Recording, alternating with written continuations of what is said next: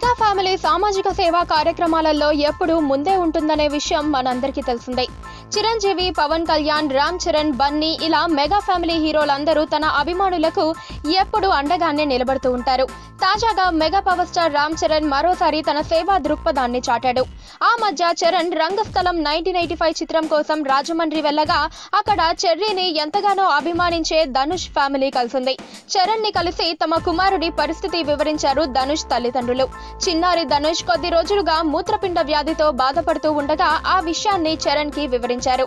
వెంటనే రామ్ చరణ్ తన స్టాఫ్ కి చెప్పి ఆసుపత్రిలో చేర్పించాలని చెప్పాడు. అందుకు కావలసిన మొత్తాన్ని తాను చెల్లిస్తానని అన్నాడు. అయితే కొన్నాళ్లుగా హైదరాబాద్ లో చికిత్స పొందిన ధనుష్ ప్రస్తుతం ఆరోగ్యంగా ఉన్నాడట. రీసెంట్ గా ఈ ఫ్యామిలీ మరోసారి చరణ్ ని కలిసి ధన్యవాదాలు తెలిపారు. తమ కుమారుడికి సాయం చేసిన ఈ హీరోని వారు పొగడ్తలతో ముంచెత్తారు. ఇక ధనుష్ మగధీర సినిమాలో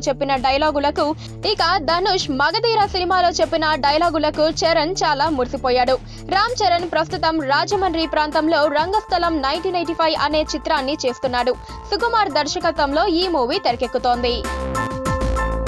పక్కనే ఒక గంట సింబల్ కనిపిస్తుంది కదా, దాన్ని నొక్కారనుకోండి, మేం చేసే వీడియో అప్డేట్స్, నోటిఫికేషన్స్ అన్నిటితో మీ డివైస్ లో